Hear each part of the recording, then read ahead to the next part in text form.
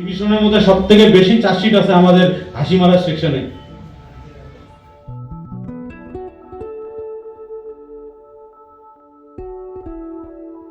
Office में घुसने से क्या होता है, हम लोग का ट्रैकमैन का मैन पावर लगभग 5 से 7 लाख का डिमांड था, लेकिन चूंकि ट्रैकमैन देखा जाए अभी 2 लाख के आसपास ही है, तो कहीं ना कहीं जो भाई लोग हैं जो एज अ नाइट पेट्रोलिंग काम करते हैं उनको भी दिक्कत आता है, क्योंकि अगर मैन पावर कम रहने से उन्हें कम से कम मंथ में 15-20 दिन जाना पड़ता है नाइट पे, जो कि मेरे को लगता है हेल्थ से मेंटल इशू के लिए बहुत ज्यादा दिक्कत है, क्योंकि इतना दिन नाइट करना संभव नहीं है।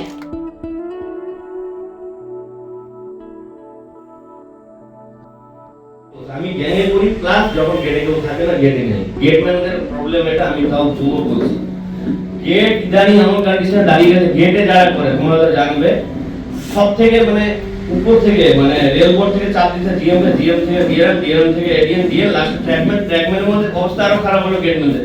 সবাই যাবো স্টেশন মাস্টার নাম্বার দুটো নিয়ে নিল, বা দেবা তুমি বলো তুমি মার খাও এখানে, আইসি কে ফোন করবেন বসে আছে, আরপিএফ কে ফোন করবেন, যতক্ষণে আরপিএফ এর মার্ডার হয়ে যাবে। এই সমস্যাটা তার আগে এর আগেও বলেছিলাম, ডিএসসি স্যার ছিল আমাদের মিটিং এ। গেট ক্লোজ টাইমটা প্রচন্ড বেশি, ওটা ম্যানেজ লাস্ট এইভাবে কাজ করে গেটম্যানরা। পাশের গেটে বাইক ফোন দিয়ে কথা বলে ওরা এই করে যায়, গেট পার হলো ট্রেন, ওরা যদি রুলস অনুযায়ী বন্ধ করতে হয় না, হাফ ঘন্টা ট্রেন বন্ধ থাকে। এই সমস্যা হচ্ছে, হাত তুলে দিয়ে বলতে পারি প্রচুর স্টাফ আছে এখানে, একদম ওটা আমি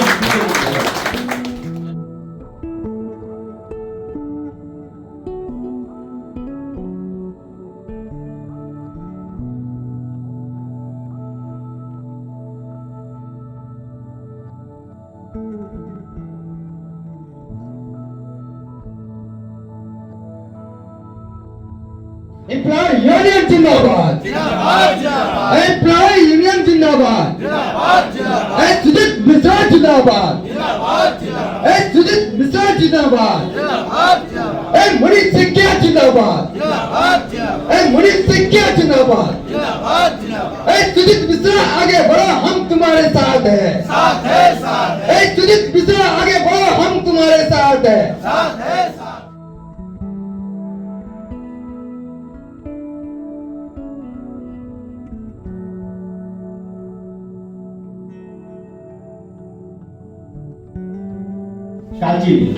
कालचिनी एक ऐसा जगह है, मैंने जो देखा अपनी आंखों से और मुझे मेरे पास वीडियो भी है, हर बारिश के सीजन में वहां पर जो क्वार्टर है, क्वार्टर में सामान तैरता है। कैसे तैरता है?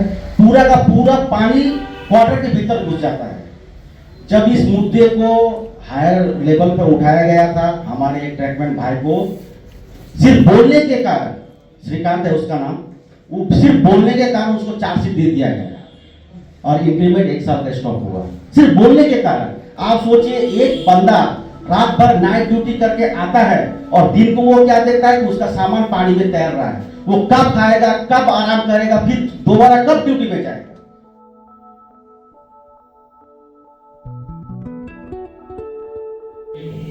अलीपुरद्वार डिवीजन में ये जो ट्रैक मेंटेनेंस सेल बना है, इसका मेन उद्देश्य और इसका जो आइडिया देने वाला हमारे प्रिय नेतृत्व श्री सुजीत कुमार मिश्रा जी हैं। ये जो चिंता ट्रैक मेंटेनेंस जो एक कैटेगरी है, इसको डेवलप कैसे किया जाए, इसका जो दिन प्रतिदिन जो समस्याएं हैं जो सामने उभर के आ रही है, इसका ये कैटेगरी का एक ऐसा है कि इसको इंजीनियरिंग डिपार्टमेंट में एक सबसे लोएस्ट कैटेगरी है।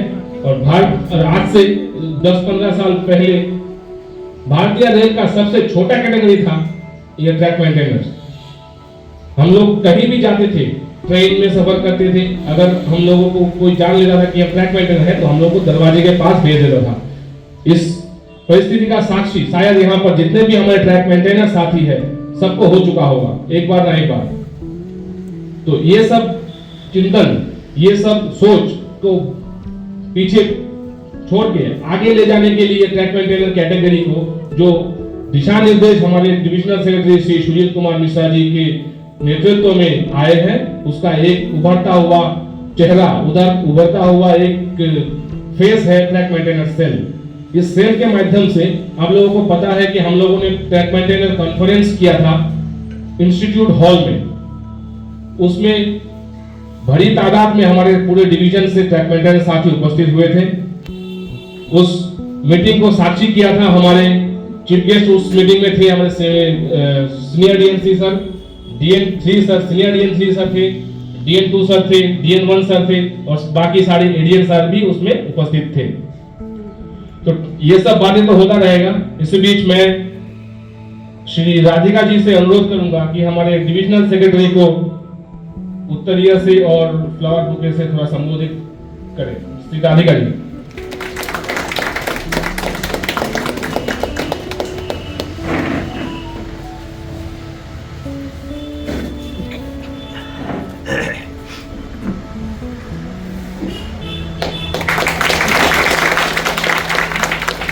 हाँ, ताली बजनी चाहिए, तालियां बजते रहनी चाहिए, तालियां बजते रहनी चाहिए।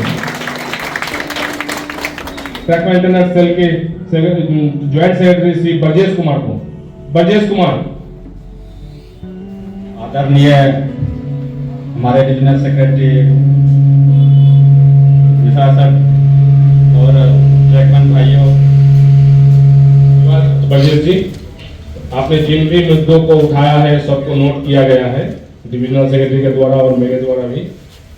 इस पर जोनल वर्क का जो सेटिस्फैक्टरी लेवल है भैया, मैं ये आपको बताना चाहूंगा कि बहुत ही लो है पूरे डिवीजन में। जोनल वर्क का सेटिस्फैक्टरी चेक होना चाहिए। ये यूनियन से भी होना चाहिए, यूनियन रिप्रेजेंटेटिव के प्रेजेंट और एडमिनिस्ट्रेटिव लेवल का प्रेजेंट में सेटिस्फैक्टरी चेक होना चाहिए, क्योंकि जोनल वर्क का कंडीशन बहुत सारा है। जो दरवाजे ठीक से नहीं लगाए जा रहे, विंडोज एक बंद होता है तो दूसरा नहीं खुलता है, ऐसा है। और 169 और 71 का जो कंडीशन है, ये सब हमारे मिश्रा भैया का ओपनिंग स्पीच पीएनएम में भी था कि पानी नहीं है उसमें, ट्यूबवेल का पानी जो है पीने लायक नहीं है। ये पीएनएम आइटम में भी हम लोगों का दिया हुआ था, तो उसका माइनूट्स निकलने से इसके ऊपर बहुत जल्दी कार्रवाई हो जाएगा। अभी मीटिंग को आगे करते हुए श्री तापस मोदक को मैं बुलाना चाहूंगा। तापस मोदक हाशीमारा से है, आप अपना 2-4 बातें रखें।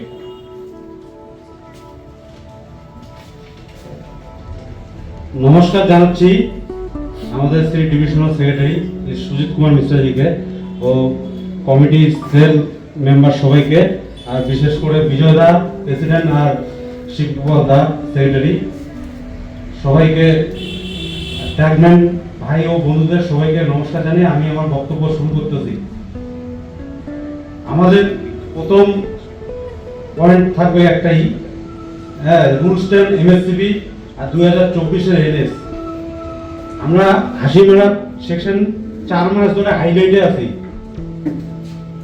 4 মাস ধরে সেকশনে আমরা কার কাছে যাইনি, সবার কাছে গেছি। দাদাও মানে আমাদের সব কিছু আমাদের সাথে মানে সহযোগিতা করেছে। হ্যাঁ, ডিএন3 লেটার অবধিও সাবমিট করেছিল জিনিসটাতে। তো ডিএন3 লেটারটা কি ফেল হয়ে গেল, এটাই আমি শুনতে চাচ্ছি দাদার কাছে। আর এখনো অবধি ডিক্লারেশন ফর্ম আমাদের হাসিমারা সেখানে আপডেট হয়নি। আজকে এই মিটিংয়ে আসার জন্য যত আমাদের হাসিমারা সেখানে আরো আসতো লোক, সিএল আপডেট যদি হইতো তাহলে আরো আসতে পারতো লোক। কিন্তু দুঃখের বিষয় এটাই যে এলএপি নিয়ে এরা আসছে। তার মধ্যে আছে এখানে নাগেন্দ্র দা আছে, আর ডিউটি সারাদিন করার পরেও মানে আমাদের চার্জশিট আর হচ্ছে অ্যাবসেন্ট এগুলো তো লাগিয়ে আছে। ডিভিশনের মধ্যে সব থেকে বেশি চার্জশিট আছে আমাদের হাসিমারা সেকশনে। এই বলেই আমি আমার বক্তব্য শেষ করতেছি। যদি খারাপ লাগে তাহলে আমাকে ক্ষমা করে দিন। তো এই মিটিংটা রাখাই হয়েছে এই জন্য যাতে যা মনে যা আছে সেকশনের সমস্যা এবং সব রকম সমস্যার সমাধান এবং এই মঞ্চের মাধ্যমে আমরা বলতে পারবো আমাদের ডিভিশনাল সেক্রেটারিকে যে আমাদের সেকশনে, আমাদের অফিসে, আমাদের ইউনিটে এই সমস্যা হচ্ছে, এবং সেই সমস্যাগুলোকে উপস্থাপন করার পরে যদি আমাদের ডিভিশনাল সেক্রেটারি পর্যন্ত সেই সমস্যাগুলো না পৌঁছয় বা সেগুলো কোনো এক কার্য কোনো এক জায়গায় যদি সেটা আটকে যায়, সেই ক্ষেত্রে সেটাকে কি করে বের করতে হবে সেটা একমাত্র আমাদের ডিভিশনাল সেক্রেটারি করতে পারবেন। তো তার অবগত হওয়ার জন্যই এই মিটিং, তার সম্মুখে এখানে হচ্ছে। এখানে খারাপ লাগার কিছু নেই, তুমি তোমার মনের কথা বলেছ এবং তার জন্য তোমাকে অশেষ ধন্যবাদ।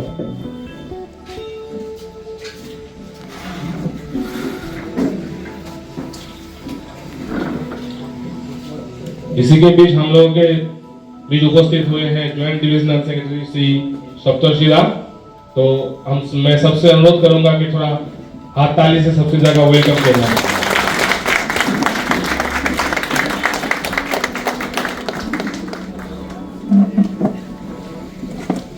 को उत्तरीय से सम्मानित करें।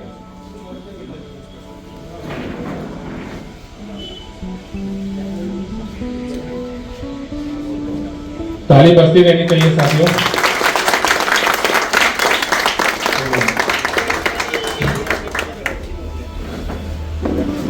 राजेश्वर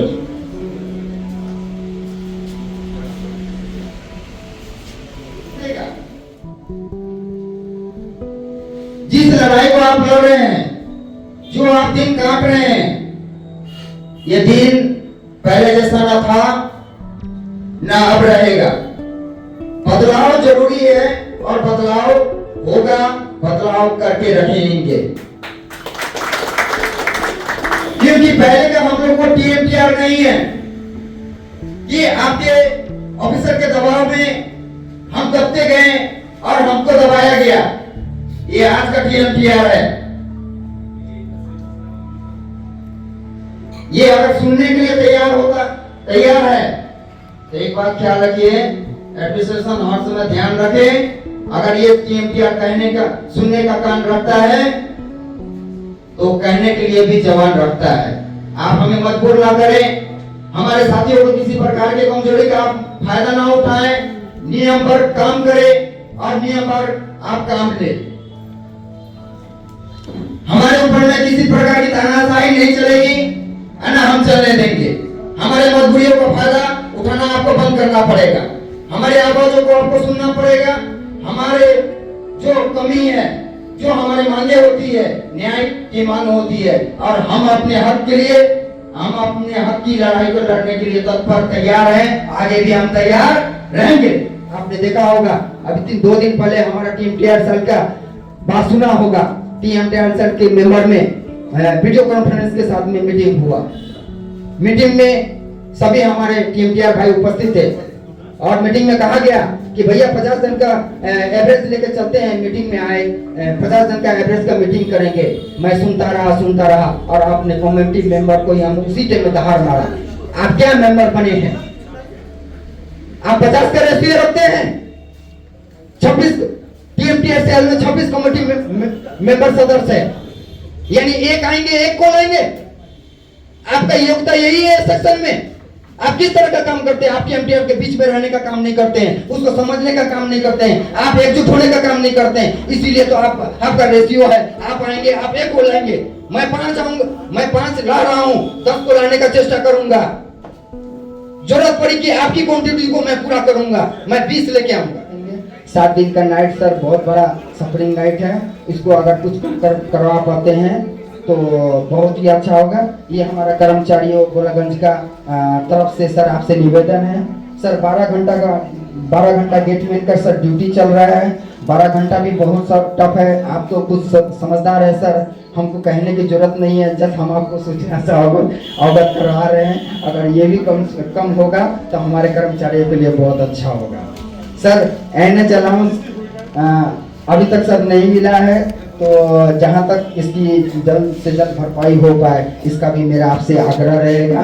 सर ओवर टाइम शुरू तो हुआ था देना, किंतु बीच में सर बैंड है पेंडिंग अक्टूबर 2024 का।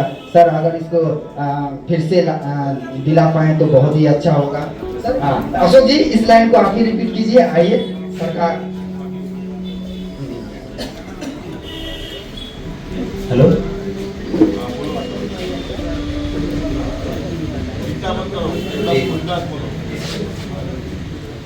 आज मेरे संबंध में बोलना है वो भी बोलो, डरो मत।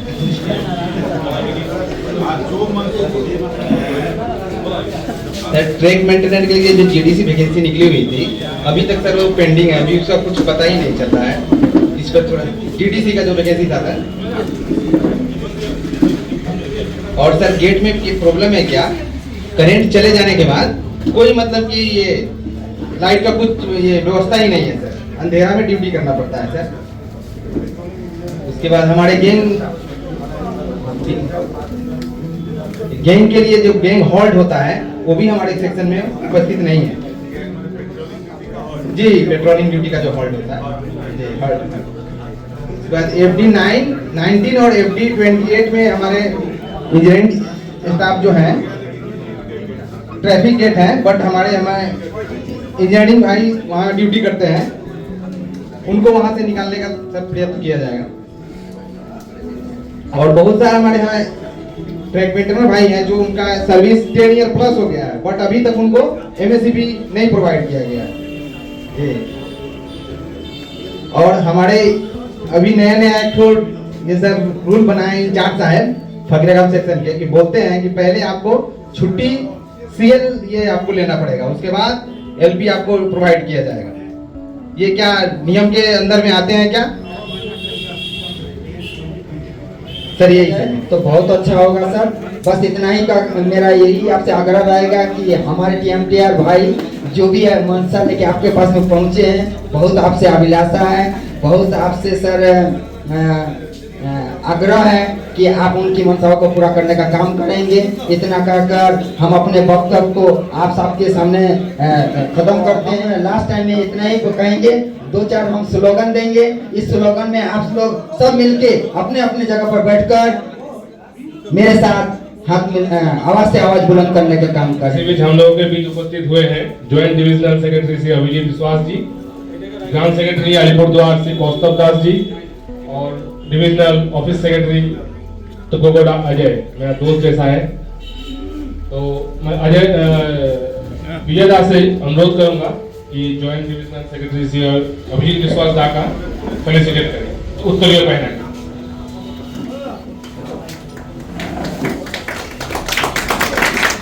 तालियां बजती रहनी चाहिए सब लोग।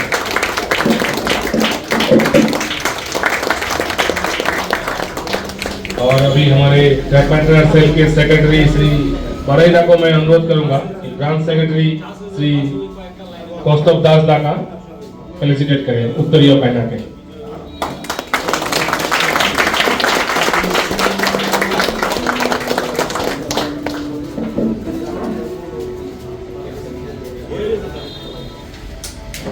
श्री प्रेम थापा को अनुरोध है कि गोगोडा अजय को उत्तरीय से सम्मानित करें। तालियां बजती रहनी चाहिए साथ में।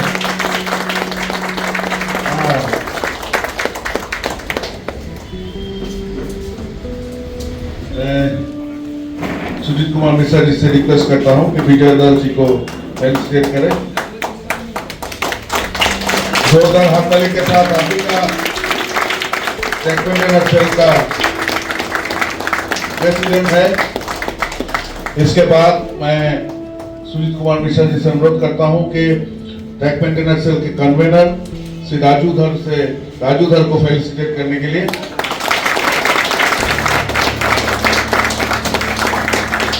इसके बाद को फेलिसिटेट करने के लिए मैं डिविजनल सेक्रेटरी से अनुरोध करता हूं। Thank you Raju.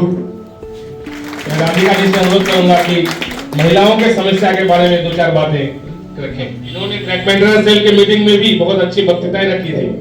मेरा ज्वाइनिंग 2023 का है, तो मैं ज़्यादा एक्सपीरियंस्ड नहीं हूँ और पिछली जो प्रॉब्लम है उससे भी अवगत नहीं हूँ, तो कहीं ना कहीं मेरा पॉइंट ऑफ व्यू उतना भी स्ट्रॉन्ग नहीं है।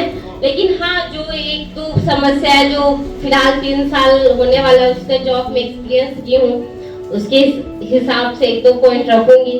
बाकी तो आप लोग सब रख ही रहे हैं। और जो लेडीज लोग के लिए जो अधिकतर डिमांड चल रहा है कि डिपार्टमेंट चेंज कराओ, रेस्ट रूम दो, हाँ ये तो सोल्यूशन है, पर वो एक कहावत है ना, if you can't change the person then change the person. ये तो उसी तरह हुआ कि हम लोग अपना इंजीनियरिंग डिपार्टमेंट में कुछ कर नहीं पा रहे, इसलिए हम दूसरे डिपार्टमेंट में जाना चाहते हैं कि वहां पे हमें कैरियर अपॉर्चुनिटी मिले, क्योंकि कोई भी नहीं चाहता है कि एज अ ट्रैकमैन ज्वाइन करे और रिटायर भी एज अ ट्रैकमैन हो। और रहा बात प्रमोशन का, जो कि शायद 10 साल 11 साल लग जाता है प्रमोशन होने में, लेकिन मैं ये पूछना चाहता हूँ कि चाहती हूँ कि 1800 ग्रेड पे और 1900 ग्रेड पे में कुछ डिफरेंस दिखता है? दोनों लाइन पे ही काम करते हैं, कोई डिफरेंस नहीं, और ना ही 2400 ग्रेड पे। मतलब लगता ही नहीं है कि लोग मेरे से सीनियर है। तो प्रमोशन भी पता नहीं क्या सोल्यूशन है या नहीं, लेकिन रहना तो ट्रैक पे ही है, चाहे आपका कैपेबिलिटी कितना भी हो। और हाँ, कभी कभी क्या होता है कि ऑफिस में हम लड़की लोग को रख दिया जाता है, पर हम क्यों ऑफिस में रहे? हम जब एज अ ट्रैकमैन ज्वाइन किए तो हम ट्रैक पे ही काम करेंगे, कोई दिक्कत नहीं है। अगर ऑफिस में रखना ही है तो फिर मौका दे के रखिए, हमारा डेजिग्नेशन चेंज करके रखिए, क्योंकि एज अ ट्रैकमैन ऑफिस में काम करना मतलब कुछ भी काम करना, कोई कुछ भी बोल दे। और कहीं ना कहीं नेगेटिव कमेंट भी होता है, जो मैं देखी हूँ कुछ भैया लोग जो ऑफिस में काम करते हैं उनके लिए नेगेटिव कमेंट जाता है, जो कि अच्छा नहीं लगता है। उनका कैपेसिटी है जब ऑफिस में काम करने का, तो पोस्ट दे के करे ना, उनको अपॉर्चुनिटी दे कि वो उस पोस्ट तक जा सके। जब वो काम कर सकते तो जा क्यों नहीं सकते हैं? तो कहीं ना कहीं ये सब टेम्पररी सोल्यूशन है, परमानेंट सोल्यूशन यही है कि हम लोग इंजीनियरिंग डिपार्टमेंट में एटलीस्ट कैरियर अपॉर्चुनिटी बेस्ड हो, ताकि हम जितना साल भी यहाँ काम करें, 3 साल 4 साल मन लगा के करें। कोई ऐसा ना हो कि हाँ जुगाड़ लगा के ऑफिस में घुस जाए या साइड से कहीं, ये सब बहाना है। तो हम अपना पूरा मतलब दे पाए। और कहीं ना कहीं ऑफिस में घुसने से क्या होता है, हम लोग का ट्रैकमैन का मैन पावर लगभग 5 से 7 लाख का डिमांड था, लेकिन चूंकि ट्रैकमैन देखा जाए अभी 2 लाख के आसपास ही है। तो कहीं ना कहीं जो भाई लोग हैं जो एज अ नाइट पेट्रोलिंग काम करते हैं उनको भी दिक्कत आता है, क्योंकि अगर मैन पावर कम रहने से उन्हें कम से कम मंथ में 15-20 दिन जाना पड़ता है नाइट पे, जो कि मेरे को लगता है हेल्थ से मेंटल इशू के लिए बहुत ज़्यादा दिक्कत है, क्योंकि इतना दिन नाइट करना संभव नहीं है। तो एक दिन जब जाते हैं तो 2 दिन पूरा ही नहीं होता है, और वो मतलब इतना दिन नाइट करना, तो वो भी होना चाहिए। और एक शेल्टर तो होना ही चाहिए। गैंग हट तो ठीक है, लेकिन कुछ तो शेल्टर कि कम से कम वो रात में चलते चलते थक जाए तो वहां पे वो रेस्ट कर सके। कोई शेल्टर नहीं, गैंग हट तो बहुत दूर की बात है। तो ये सब का समस्या है। और एक ट्रांसफर का भी समस्या है कि 10 साल 12 साल हो गया, ट्रांसफर जल्दी हो नहीं रहा है। तो 10 साल 12 साल के बाद भी ट्रांसफर नहीं होता है, तो इससे भी काम पे असर पड़ता है। क्योंकि अगर हम अपने होम टाउन पे नहीं काम करते हैं तो कहीं ना कहीं हम लोग को बार बार छुट्टी लेके घर जाना पड़ता है। ऐसे वर्क लाइफ और अपना फैमिली लाइफ बैलेंस करना मुश्किल हो जाता है। तो कहीं ना कहीं 10 साल बहुत बड़ा बात है, 4 साल 5 साल का रोलिंग हो, ऐसा नहीं कि सबको छोड़ दे कि खाली हो, लेकिन रोलिंग होना चाहिए। और थोड़ा सा सेल्फिश होते बोलूंगी कि थोड़ा वुमेन्स को प्रेफरेंस मिले, क्योंकि कहीं ना कहीं फैमिली का इमोशनल सपोर्ट महिलाएं होती है, मतलब मेरा पर्सनल व्यू है। तो हमें थोड़ा और ज्यादा मुश्किल होता है फैमिली लाइफ और वर्किंग लाइफ बैलेंस करने में। आज राधिका प्रमाण कर दी कि हम सबके भारी है। एक बार जोरदार हाथ ताली से सबका स्वागत करिए। और यही है एम्प्लॉय यूनियन, जहां से लीडर उभरता है, लीडर तैयार होता है। राधिका ने महिला होने के नाते ये प्रूव कर दिया कि वो सिर्फ महिला का ही नेतृत्व नहीं कर सकती है, उसमें वो सक्षमता है कि आने वाले दिनों में अलीपुरद्वार मंडल ही नहीं पूरे भारतीय रेल के ट्रैक मेंटेनर का प्रतिनिधित्व करने का उसमें वो क्षमता है। और इसलिए उसको एक बार जोरदार हाथ ताली से स्वागत करना चाहते हैं।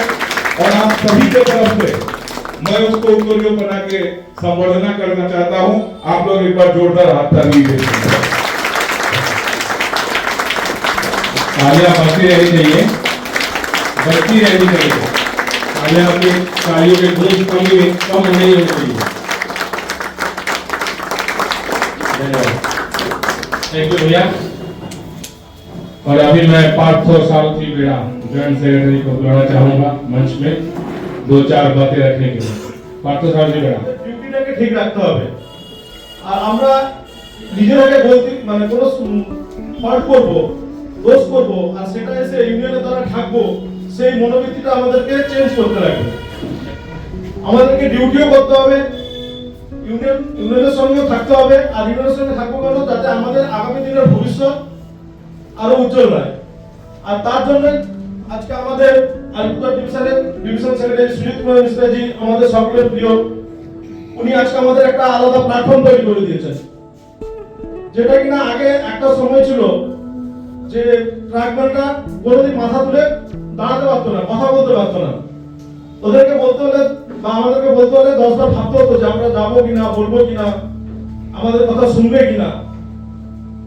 যেটা এখনো অন্যান্য ডিভিশনে হয়তো খোঁজ নিলে আমরা এরকমই শুনতে পাই, কিন্তু আমরা ভাগ্যবান যে আমরা এমন একটা ডিভিশনে চাকরি করি, রেলের আন্ডারে করলেও রেল যেমন আমাদের মানে মান্থলি একটা স্যালারি দিয়ে আমাদেরকে সংসার চালাচ্ছে, কারণ সেইটাকে রক্ষা করে চলার জন্য যে আমাদের ডিভিশন সেক্রেটারি সুজিত কুমার মিশ্রাজি আমাদেরকে একদম ছাতার মতো ধরে রেখেছেন, যাতে আমাদের গায়ে জল না পড়ে, যাতে আমাদের গায়ে কোনো ঝড় না লাগে, যাতে আমরা কোনো রকম ভাবে ভেঙে পড়ি। আজকে একজনের যে চাকরি ফিরিয়ে দেওয়া এবং চাকরি চলে যাওয়ার পরে রিমুভ ফ্রম সার্ভিস হওয়ার পরে আজকে যে কি অবস্থা হয়েছিল, সেই অবস্থা থেকে আজকে এই অবস্থায় আসার জন্য আজকে আমাদের দ্বারা কি করেছে না করেছে আজকে অধিকারের মুখ থেকে আমরা শুনবো। এখানে উপস্থিত ডিভিশনাল সেক্রেটারি সুজিত কুমার মিশ্রাজিকে আমার নমস্কার। উপস্থিত আমাদের এমপ্লয়িজ ইউনিয়নের সকল সদস্যকে আমার নমস্কার। আমি প্রদীপ অধিকারী, আমি কোচবিহার সেকশনের আবতারাতে ডিউটি করতাম। গত 1 সাল হয়ে গেল আমি গেটে ডিউটি করা অবস্থায় শুয়ে পড়ি, ট্রেন গেট খোলা অবস্থায় ওখানে দাঁড়িয়ে পড়ে, সেই কারণে আমার রিমুভ ফ্রম সার্ভিস হয়ে যায়। তারপর আমি আমাদের এমপ্লয়িজ ইউনিয়নের সুজিত কুমার মিশ্রাজির কাছে আসি। তিনি আমাকে, আমার তো ওই সময় মরার মতো অবস্থা, আমি নিজেকে কিভাবে ওই সময় স্থির রাখতে পারবো সেটা আমি ভাবতেই পারিনি। আমাকে এমপ্লয়িজ ইউনিয়নের সকল সদস্য সুজিত কুমার মিশ্রাজি আর সকল সদস্যই আমাকে সেই জীবিত থাকার অক্সিজেনটা দিয়েছেন, যে কারণে আজকে আমি সকলের সামনে উপস্থিত হতে পেরেছি। আমি 6 মাস রিমুভ ছিলাম। রিমুভ থাকার পর তারপর আমি জয়েন করে এখন আমি ডিউটি করতেছি কোচবিহার সেকশনের আন্ডারে দিলাউনা। এইটুকুই আমার বলার ছিল। আর বলবো, আপনারা যারা এমপ্লয়িজ ইউনিয়নের ডাকে আসছেন, যতদিন আছেন এমপ্লয়িজ ইউনিয়নকে সঙ্গে থাকবেন। আমি তো আমার যতদিন বেঁচে রাখবো এমপ্লয়িজ ইউনিয়নকে ভুলতে পারবো না। আর আমাদের ডিভিশনাল সেক্রেটারি সুজিত কুমার মিশ্রাজিকেও ভুলতে পারবো না। উনি আমাকে ওই সময় অনেক সহযোগিতা করেছেন। আমি ভেঙেই পড়েছিলাম। সুজিত কুমার মিশ্রাজি, শফিক দা, পার্থ সারথী দা, আরো অন্যান্য এমপ্লয়িজ ইউনিয়নের যারা আমাকে ওই সময় সাহস জুগিয়েছেন, সকলকে আমার ধন্যবাদ দিয়ে আমি আমার এই বক্তব্য শেষ করলাম। कार्यक्रम को आगे लेते हुए मैं अभी बानरहाट से तन्मय कंठ, हमारे प्यारे दोस्त हैं, कॉलीग हैं, इनका अभी 2-4 बातें हम लोग सुन लेते हैं। तन्मय লজ্জা করার ব্যাপার নেই, আমার সম্বন্ধে যা বলার পর যেটা মনে আসে। তাহলে বাংলাতে বলে ফ্লুয়েন্ট হই তো বাংলাতে এই সবাই উপস্থিত মাদার ইউনিয়নের অফিসিয়াল আর টেকনোলজির অফিসিয়াল সবার অনুমতি নিয়ে আমি পয়েন্ট তুলে ধরছি। প্রথম কথা হলো, আমার কিছুক্ষণ আগে রাজেশ পয়েন্ট হলো যে ট্র্যাক ক্যান্সেল করার পর কিছু জিনিস দাদার কাছে পৌঁছাচ্ছে যেগুলো আগে পৌঁছতো না, সেটার এফেক্ট আমরা পাচ্ছি। যেমন পেট্রোলিং পাচ্ছি, এটা বলবো রুলটে আমি জানি না, আমাদের গ্রুপের মধ্যে আমি গর্বের সাথে এটা বলতে পারি, আমাদের গ্রুপের মধ্যে যখন ট্যাক্টিক্যাল গ্রুপে লেখা হয় যে কোন সেকশনে কি বাকি আছে, কিএ বলো, নাইফ বলো, রুলটে বলো, বানার সেকশন আমার একটা সেকশন, ওখানে সবকিছু ডিউ নেই। এখানে হাত কি করে বলতে পারো, মানে ডিউ নেই হতে পারে, এক মাস ডিউ হতে পারে। রুলটের টাকা ইমিডিয়েট কি বলবো, ওটা প্রত্যেক মাসে 10 জন 12 জন পর্যন্ত ঢুকছে। আমাদের সেকশনে এই সমস্যাগুলো নেই। একটা জিনিস যেটা পাচ্ছি না, দাদা বলেছিল এবং অর্ডার কপিও বেরিয়েছিল এটা, সেটা হলো cycle allowance. Cycle allowance Malda section পাচ্ছে, আমরা এখনো পাচ্ছি না। তো সেকশন ডিভিশন একই, রেল রুলস একই, আলাদা হওয়ার কথাই নয়, 1 নম্বর। আর 2 নম্বর কথা, সাইকেল অ্যালাউন্স নিয়ে এরিয়াটা নিয়ে কি ব্যাপার আছে সেটা নিয়ে, মানে আমাদের তাতে আমি ওকে আসার আগে একজন আমার কলিগ বলে এটা নিয়েও বলবে এরিয়াটা কি আছে, বাস্তব পরিস্থিতি কি আছে, ওটা পাবো কি। এটা গেল প্রবলেম, যেগুলো সলভ হয়েছে কিছু। এবার আমি কিছু প্রবলেম আসবো আমার সেকশন বা ডিভিশন ওয়াইজ, কিছু আসবে জোন বা রেল লেভেলে, যেগুলো আমি ইলেকশনের সময় বলেছি। লাস্ট মার্চ 12, 2025 ট্যাক্টিক্যাল যেটা প্রথম মিটিং হয়েছিল এখানে এই রুমে আমরা করেছিলাম, তারপরে তো ওখানে বড় করে হয়েছিল, সেখানেও আমি বলেছি ওই ডিমান্ডগুলো আলাদাই থাকবে। আমরা সবসময় প্রথম যেটা আমার লোকাল সেকশনে, আমাদের সেকশনে BG1 BG2 তে গাড়ির সংখ্যা প্রচন্ড বেশি, যেটা আমাদের BG3 তে নেই। কিন্তু আমাদের একটা সমস্যা যেটা হলো ফরেস্ট্রি। সব এরিয়াতে যেদিন পূর্ণিমা থাকবে হয়তো লাইট জ্বালাতে হবে না, দেখো অন্ধকারে তো আমরা অন্ধের মতো যদি লাইটে কোন সময় হাতি চলে আসে, চলে আসে। এখানে একটা নতুন সিস্টেম চালু হয়েছে রেলের থেকে, মানে আমাদের এডিএম অফিস থেকে হয়তো সার্কুলেট হয়। ইদানিং দেখছি জিপিএস যদি থাকে তবুও প্রত্যেক কিলোমিটার পোস্টে ট্র্যাকম্যান ফটো দেবে। আমার কথা এই জায়গাটাতেই জিপিএস যার থাকবে না, আপনারা যদি চান করুন, তার জন্য করুন। আমাদের জিপিএস অ্যাক্টিভ আছে, তাদেরও কেন ফটো দিতে হবে? আপনি তো একটা রকশপ ডিভাইস দিতে পারছেন না একটা স্টাফের জন্য। হাতি এই 2 দিন আগে বানারহাট এক ছেলে আমাদের হাটগুলোর মেম্বার অজিত হাতির সামনে পড়ে গেছে, এরকম হয়েছে। এখানে জাসবন্ধ আছে, হাত ফুলে গেছিল হাতির সামনে পড়ে। কি হয়েছে? রেডিও দেখছে না, দেখছে, কিন্তু আমাদের মাথার উপর চাপের উপর চাপ দিচ্ছে। জিপিএস অ্যাক্টিভ তাহলে কেন আমি ফটো কেন দেবো? আমি জানি তার দিতে হবে। তো দাদা বলছে এটা নিয়ে একটু দেখবেন। তারপর প্রথম ভেঙে পড়ি, প্লাস যখন গেটে কেউ থাকে না, গেটে নেই, গেটম্যানদের প্রবলেম এটা আমি তাও জুমও বলছি।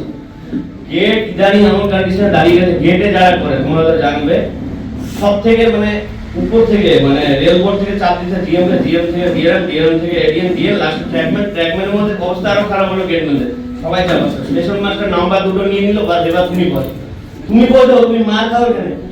আইসি কে ফোন করবেন বসে আছে, আরপিএফ কে ফোন করবেন, যতক্ষণে আরপিএফ এর মার্ডার হয়ে যাবে। এই সমস্যাটা দাদাকে এর আগেও বলেছিলাম, ডিএসসি স্যার ছিল আমাদের মিটিং এ। গেট ক্লোজ টাইমটা প্রচন্ড বেশি, ওটা ম্যানেজ করে লাস্ট এইভাবে কাজ করে গেটম্যানরা। পাশের গেটে বাইক ফোন দিয়ে কথা বলে ওরা ই করে যায়, গেট পার হলো ট্রেন। ওরা যদি রুলস অনুযায়ী বন্ধ করতে হয় না, হাফ ঘন্টা ট্রেন বন্ধ থাকে। এই সমস্যা হচ্ছে, হাত তুলে দিয়ে বলতে পারি প্রচুর স্টাফ আছে একদম। এবার জ্ঞানঘাট আর নন ইন্টারলকিং সমস্যা। ইন্টারলকে 159 গেট প্রবলেমটা হলো। এবার এখানে একটা আমি বলি, আমার যেটা মনে হয় একটা কনফিউশন হয়েছে, উনি একটা নাম্বার নিয়ে নেয় মাস্টার, ওখানে একটা নাম্বারই হয়।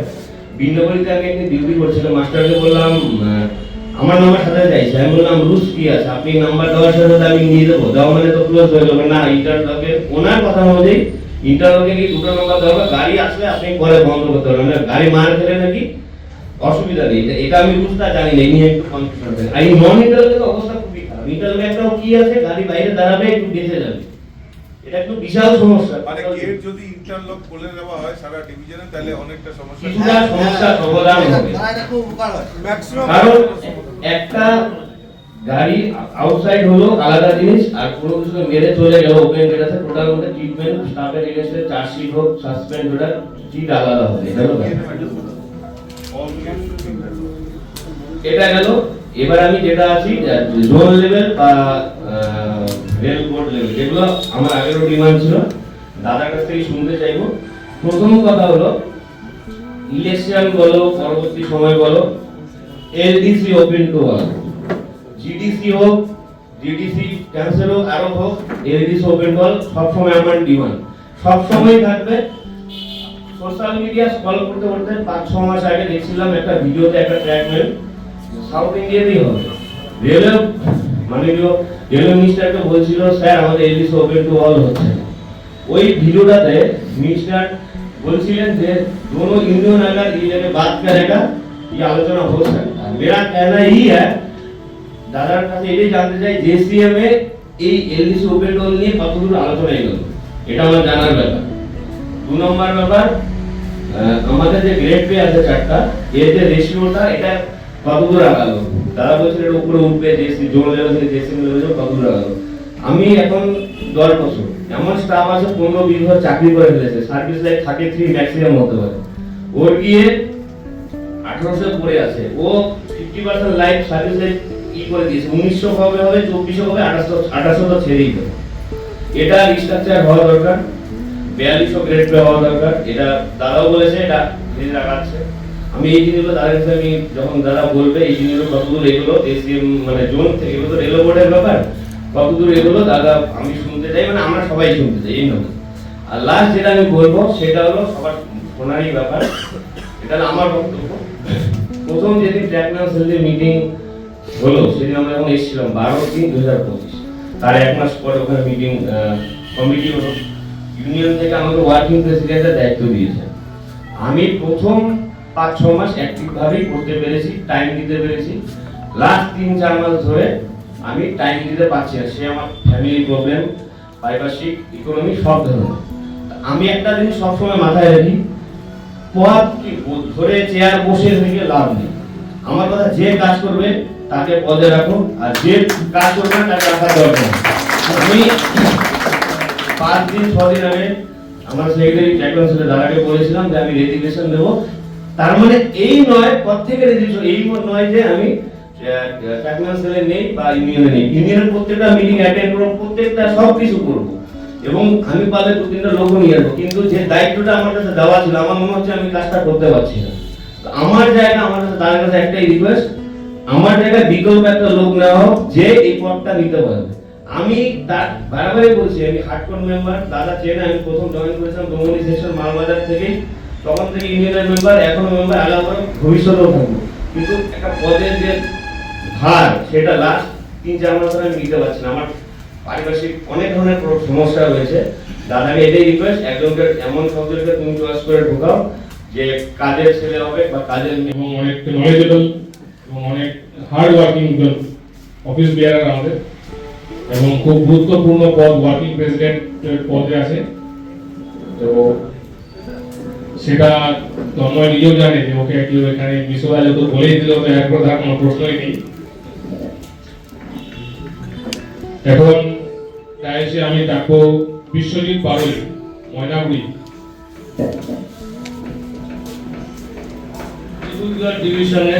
Divisional Secretary Sri Sujit Kumar Misra, the Assistant Secretary Saptoshi Da, Branch Secretary Koustav Das Da এবং অন্যান্য অফিস বেয়ারার্সকে আমার প্রণাম নমস্কার জানিয়ে আমি আমার সংক্ষিপ্ত বক্তব্য শুরু করছি। আমার নাম বিশ্বজিৎ পারুই আমি জলপাইগুড়িতে চাকরি করি বিগত 12 বছর থেকে করছি। তো একটা জিনিস সেটা এই মঞ্চে দাঁড়িয়ে আজকে না বললে অন্যায় হবে সেটা হচ্ছে ট্র্যাক মেইনটেন্যান্স সেল এনএফএর প্রথম আলিপুরদুয়ার ডিভিশনে ট্র্যাক মেইনটেন্যান্স সেল গঠিত হয়েছে যার জন্য তিনি হচ্ছে শ্রী সুজিত কুমার মিশ্রা। দাদার জন্য একটা জোরে হাততালি। আমরা চাই এই আগামী দিনে এই ট্র্যাক মেইনটেন্যান্স সেল দাদার নেতৃত্বে ইন্ডিয়ান রেলওয়ে প্রত্যেক ট্র্যাকম্যানকে আশা দেখাবে দাদার নেতৃত্বে সেটা আমরা চাই এবং সেটা দাদা করে দেখাবে। দাদার কাছে আমাদের এটা বিশ্বাস আছে।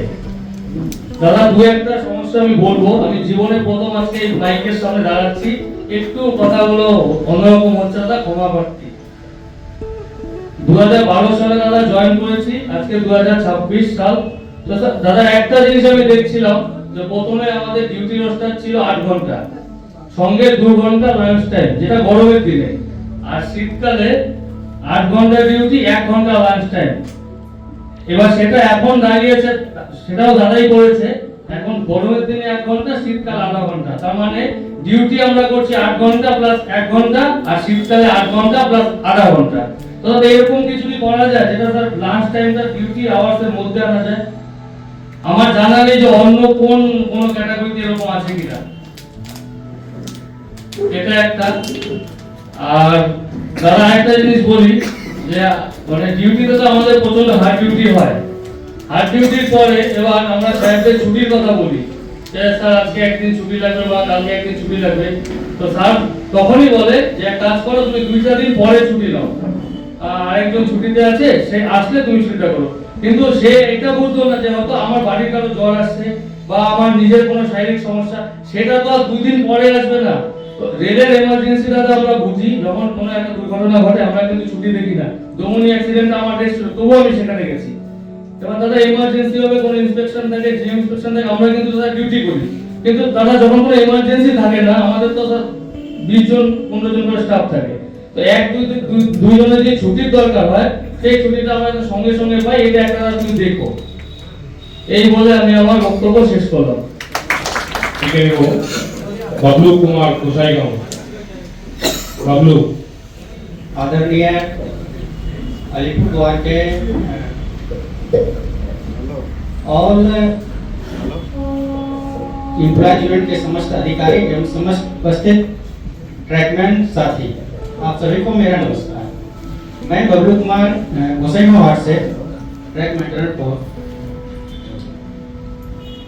यहाँ पे मुद्दे 2 प्रकार के देखने को मिल रहे हैं, जिसमें से कुछ मुद्दे डिवीजन स्तर पर, कुछ मुद्दे लोकल स्तर पर हो सकते हैं। अगर डिवीजन स्तर पर के कुछ मुद्दे को देखें तो जहां तक कहा गया आर्टिकल 14 और आर्टिकल 19 के तहत, जहां 14 ये कहती है कि हमारे भारत में समस्त लोगों के लिए एक सामान्य कानून होती है, और अनुच्छेद 19 वाक स्वतंत्रता देती है। तो अनुच्छेद 14 के तहत अगर सभी को सामान्य कानून है, सभी के लिए सामान्य कानून है, तो हमारे साथ सभी के साथ सामान्य व्यवहार क्यों नहीं किया जा रहा है? और अगर सामान्य कानून है तो पूरे भारत में सामान्य कानून लागू क्यों नहीं हो रही है? एक मुद्दा हम एचआरए को लेकर चलते हैं। तो अभी हम इससे पहले इलाहाबाद बोर्ड में थे, वहाँ पे ऐसा था कि जो लड़का ज्वाइन करता है, नया ज्वाइन करे, ट्रांसफर होके आए, तो उसका तुरंत से एचआरए लगा दिया जाता था। अगर उसको अनुचित रूप से लागू किया गया हो तो बाद में रिफंड हो जाता था, अगर उचित है तो ठीक है। लेकिन यहाँ पे हम देखते हैं कि आदमी को 1 साल 2 साल 3 साल बीत जाता है, लेकिन एचआरए नहीं दिया जाता है, ना तो उसे क्वार्टर अलॉट किया जाता है। अगर रेलवे के पास क्वार्टर नहीं है तो उसे तुरंत से एचआरए दे, ये भी नहीं हो रहा है। दूसरे मुद्दे यहाँ पे हैं एलडीसी को लेकर के। एलडीसी में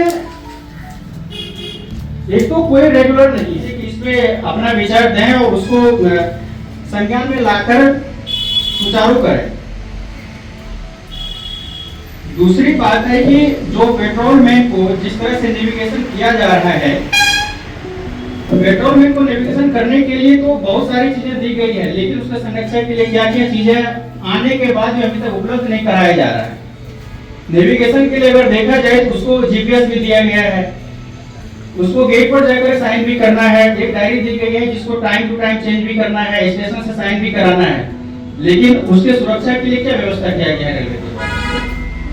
इस पे अभी तक क्यों नहीं ध्यान केंद्रित किया गया है?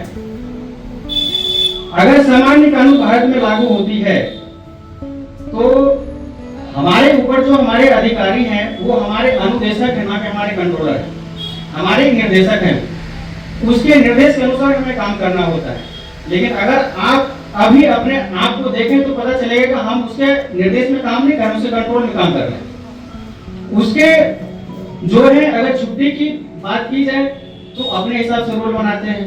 पता नहीं रेलवे में पूरे भारत में एक रूल छुट्टी का भी है या नहीं है, किसी भी मैटर का रूल एक है या नहीं है। ट्रैकमैन को अगर देखा जाए, ये ज्यादातर समस्या ट्रैकमैन में है, और ट्रैकमैन की जो कैटेगरी है, जिस हिसाब से आज कंट्रोल किया जा रहा है ट्रैकमैन की भर्ती, उस समय जो रूल पहले बनाए गए हैं वो अंग्रेज के जमाने के बनाए गए हैं, उसी को लागू किया जा रहा है। लेकिन कोई परीक्षा विशेष पे नहीं आते थे, वो तो अपने परफॉर्मेंस के बेसिस पे आते थे, कभी नाम लिखा लिए, कुछ दिन काम करने के बाद वो परमानेंट हो जाते थे। लेकिन आज तो ये स्थिति नहीं है ना, आज तो सभी लोग एक परीक्षा बेसिस पे आते हैं, सभी लोग एक साथ पेपर देते हैं, फिर एलएसी ओपन होने में क्या समस्या है, इस पे हम लोगों को विचार करना चाहिए। और हमारे जो उच्च अधिकारीगण हैं, उसको इस पे सबसे अधिक ध्यान देना चाहिए, क्योंकि आज देखा जाए तो ट्रैकमैन जहां आते हैं वो वहीं पर रिटायर कर जाते हैं। जहां तक कहा गया प्रमोशन की बात की 1800, 1900, 2400, हम तो देखते हैं कि ये भी नहीं मिल पाता है। ये तो छोटी सी लाभ है, अगर ये छोटी सी लाभ नहीं मिल पाए फिर एलएसी ओपन करने में कितनी समस्या हो सकती है ये कहना मुश्किल है। एजुकेशन अलाउंस, ये चिल्ड्रन एजुकेशन अलाउंस जो हसीमारा में है, जिनका ये शायद मुझको लगता है कि हमारे जो डिवीजन है, हमारा डिवीजन में जितना भी यूनिट है वो टॉप मोस्ट है, एकदम पीछे से नंबर 1 है काम करने में। आप कोई भी मुद्दा लेके जाइए हसीमारा में, वहाँ पर काम नहीं होता है। वहाँ पर आपको हर दिन ढकेला जाएगा पीछे की तरफ, हाँ कल आओ परसों आओ, देख रहे हैं होगा, हो रहा है, इतना हुआ है, लेकिन काम होगा नहीं। और व्यवहार तो इतना खराब है, भैया खुद उनको ढील कर चुके हैं और भैया को बोल के हमने उनका थोड़ा इलाज भी करवाया है, तो आने वाले दिन में और इलाज होगा। ये मैं as a assistant secretary Prem Kumar Thapa, मैं आपको प्रॉमिस कर रहा हूँ कि तब तक छोड़ेंगे नहीं जब तक तोड़ेंगे नहीं। ये जो माजिदा माउंटेन में बोला गया था वो सेम बात यहीं पर भी लागू है। और साथ ही मेरे बहुत सारे भाई जो है वो गेट पे काम करते हैं, तो वहाँ पर देखिएगा कि category wise special A class gate भी है, A क्लास गेट भी है, जहाँ पर 8 आवर्स ड्यूटी का रोस्टर है। तो वहाँ पर हर बार क्या होता है कि आदमी का कमी के कारण आज 8 घंटा ड्यूटी रोस्टर इम्प्लीमेंट नहीं हो रहा है। तो मैं चाहता हूं कि इस पर भी भैया थोड़ा ध्यान दें। और साथ में सबसे बड़ा इशू जो जहां से मैं बिलोंग करता हूं, शायद आप लोग में से पता नहीं कितनों का होता होगा, कालचिनी एक ऐसा जगह है, मैंने जो देखा अपनी आंखों से और मुझे मेरे पास वीडियो भी है, हर बारिश के सीजन में वहां पर जो क्वार्टर है, क्वार्टर में सामान तैरता है। कैसे तैरता है? पूरा का पूरा पानी क्वार्टर के भीतर घुस जाता है। जब इस मुद्दे को हायर लेवल पर उठाया गया था, हमारे एक ट्रैकमैन भाई को सिर्फ बोलने के कारण, श्रीकांत है उसका नाम, वो सिर्फ बोलने के कारण उसको चार्जशीट दे दिया गया और इंप्लीमेंट 1 साल का स्टॉप हुआ, सिर्फ बोलने के कारण। आप सोचिए, एक बंदा रात भर नाइट ड्यूटी करके आता है और दिन को वो क्या देखता है कि उसका सामान पानी में तैर रहा है। वो कब खाएगा, कब आराम करेगा, फिर दोबारा कब ड्यूटी पे जाए। और पीछे जो उसका ड्रेनेज का सिस्टम है इतना बकवास है। अभी मेरे पास वीडियो है, मैंने कौस्तुभ को भी भेजा था, वो वीडियो पूरा का पूरा बंद है, चौक होके बैठा हुआ है। तो ये जो प्रॉब्लम है, ये तो सिर्फ छोटा छोटा प्रॉब्लम है, इससे भी शायद कितना बड़ा बड़ा प्रॉब्लम होगा वो भी मैं बोलूंगा। साथ में फैमिली डिक्लेरेशन, हमारे हासीमारा सेक्शन में दादा फैमिली डिक्लेरेशन 1 साल हो गया है, हमारे माननीय बड़ा बाबू ने अभी तक उसको अपडेट नहीं किया है। ये भी आप देखिएगा भैया, ये भी हाँ, ये भी उनका एक बहुत बड़ा ये है। और भैया सबसे बड़ा इस मुद्दे को तो आपने PNM मीटिंग में भी उठाया है, वो मुद्दा है हेल्थ यूनिट का।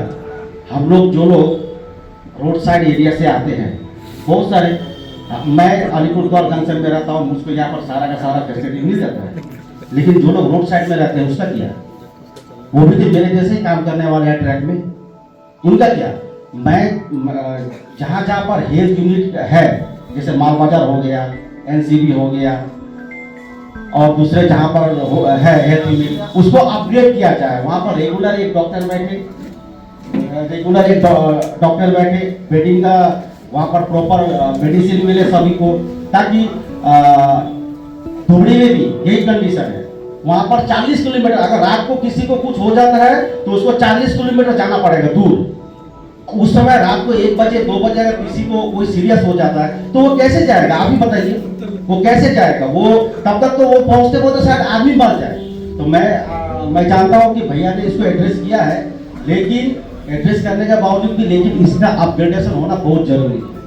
और चौथा है जो रोड साइड एरिया का जितना भी क्वार्टर है वहाँ पर क्वार्टर कुछ दिन पहले एक भाई ने कहा कि वो अंग्रेजों के ज़माने का है, कुछ अंग्रेजों का ज़माना का है और नया क्वार्टर बनाने की भी जरूरत है। और जो क्वार्टर अभी रहने लायक है उसको थ्रू रिपेयर किया जाए, और जहाँ पर क्वार्टर नहीं है वहाँ पर नया कंस्ट्रक्शन हो। मैं भैया से आग्रह करता हूँ। दूसरा सबसे बड़ा है कि अभी शायद कुछ दिन पहले एक मैटर सर्कुलेट हुआ था ग्रुप में वेस्टर्न रेलवे का, वहाँ पर देखा गया था कि जो ट्रैक मेंटेनर 1 है वो ट्रैक मेंटेनर 1 उस एग्जाम होके एलडीसी एग्जाम होके सीधा उनको जेई का प्रमोशन हुआ है। एनए बाद में नहीं हम सोच भी नहीं सकते। तो मैं चाहता हूँ भैया अगर इस मुद्दे को भी आप अगर एक बार उठाए, उसका अगर किसी भाई के पास है तो मुझको थोड़ा सेंड कीजिएगा, मैं शायद टाइम मिलने से भैया को दूंगा। और सबसे बड़ा लास्ट में सबसे बड़ा जो है भैया, गेम विजिट करना बहुत जरूरी है।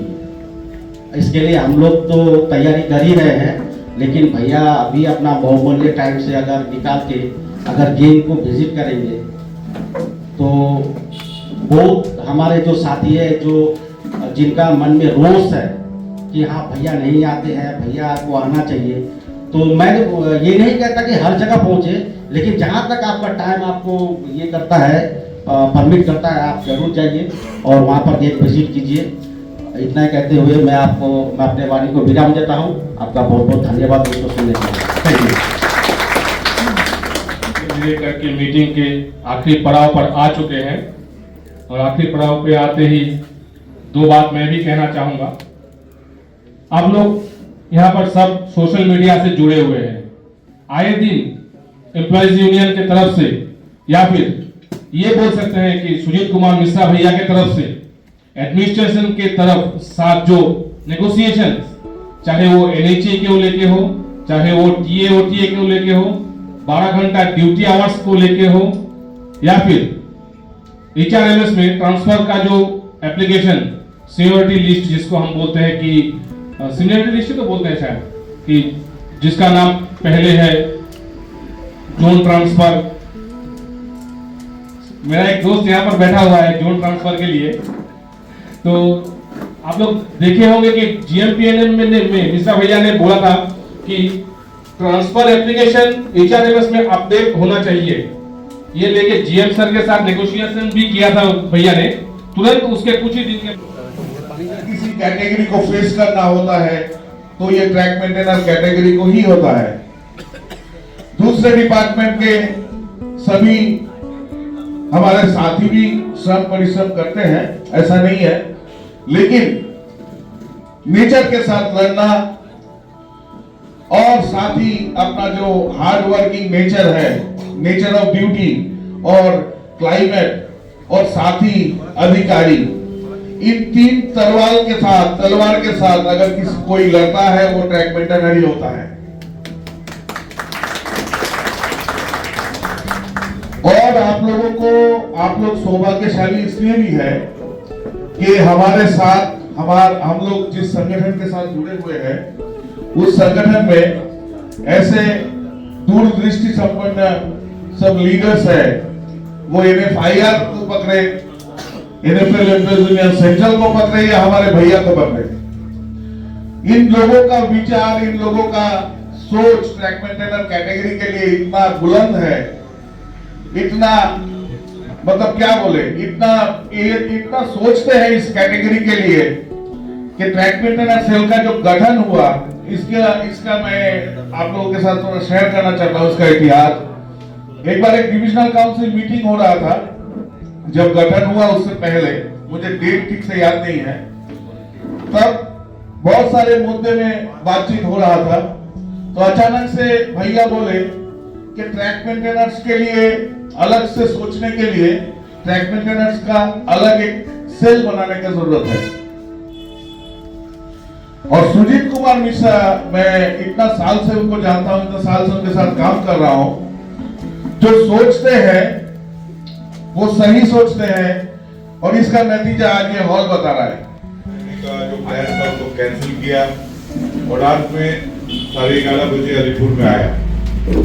अलीपुर में आने के बाद एक ऐसा इवेंट हुआ कि चेकिंग कैडर में कुछ समस्या हुआ।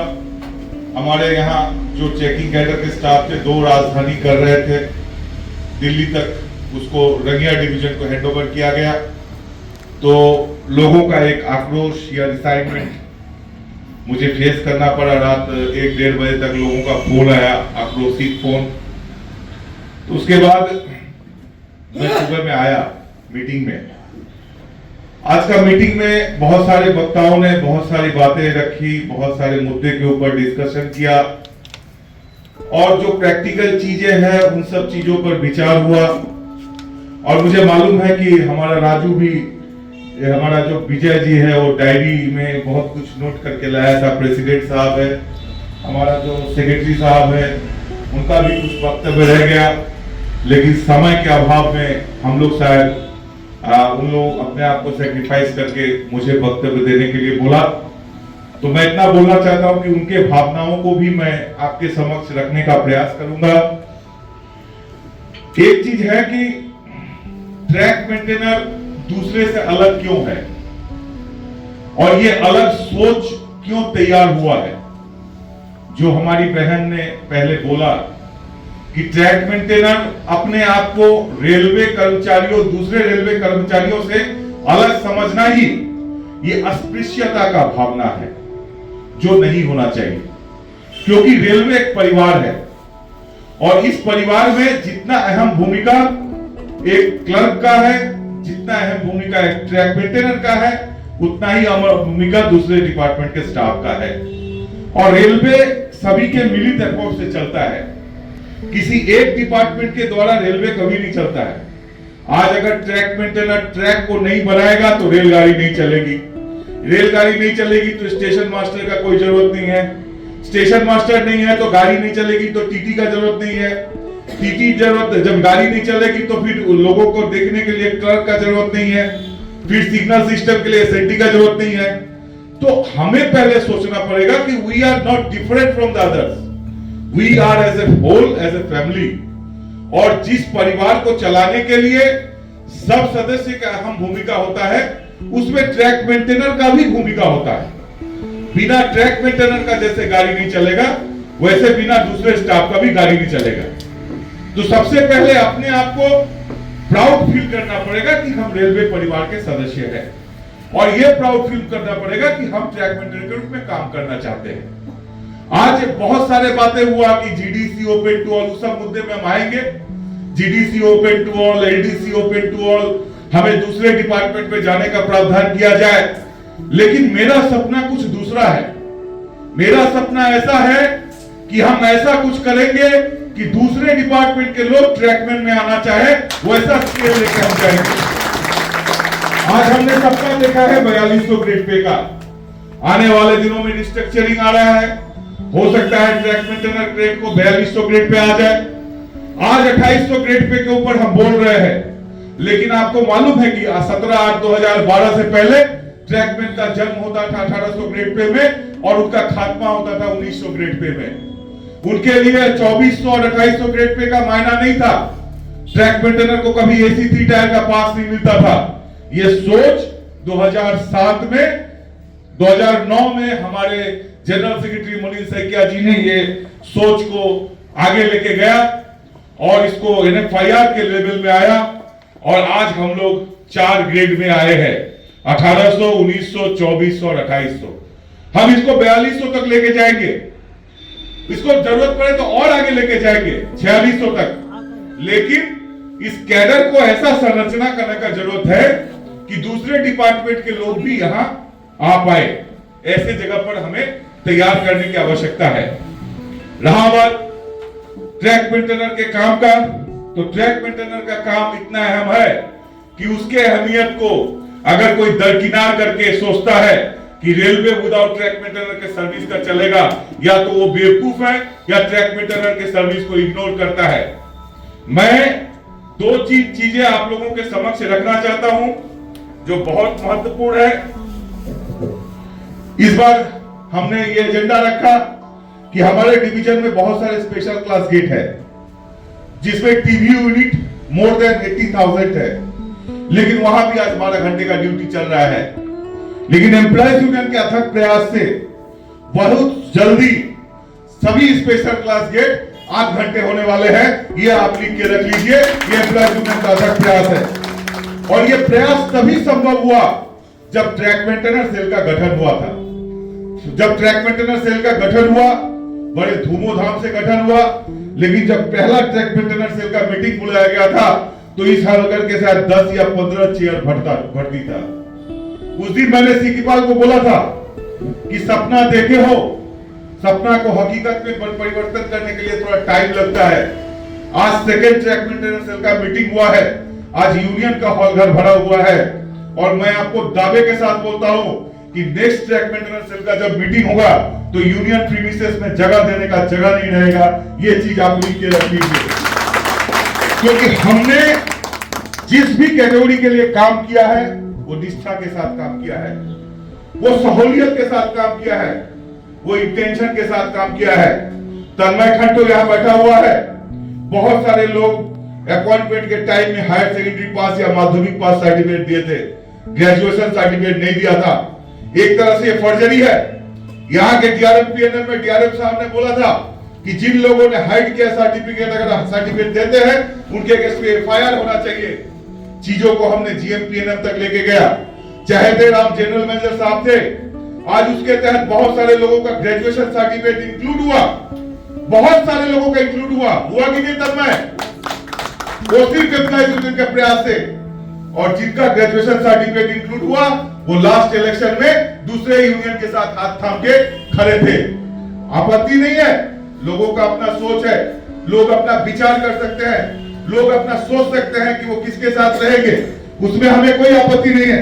आपत्ति सिर्फ इस बात की है कि ट्रैक मेंटेनर किसी भी यूनियन का भीड़ बढ़ाने वाला यंत्र नहीं है। अगर कोई सोचता है कि ट्रैक मेंटेनर को किसी मीटिंग में भीड़ बढ़ाने के लिए लाया जाए, वो सोच सुजीत मिश्रा नहीं रखता है, वो सोच एम्प्लॉयज यूनियन नहीं रखता है। ट्रैक मेंटेनर भी एम्प्लॉयज यूनियन का एक पार्ट है, एम्प्लॉयज यूनियन का भाई है, उनका भी हक है, उनका भी सम्मान है। और यूनियन के अग्रगति के लिए, यूनियन को आगे ले जाने के लिए, यूनियन के प्रगति के लिए ट्रैक मेंटेनर का अहम भूमिका है और उस भूमिका का हम सम्मान करते हैं। हम निष्ठा के साथ ट्रैक मेंटेनर कैडर के उत्थान की कामना करते हैं और उत्थान के लिए लड़ते हैं। रातों रात कभी परिवर्तन नहीं होता है। एक समय ट्रैक मेंटेनर भाई लोग कोई एप्लीकेशन लिखना रहता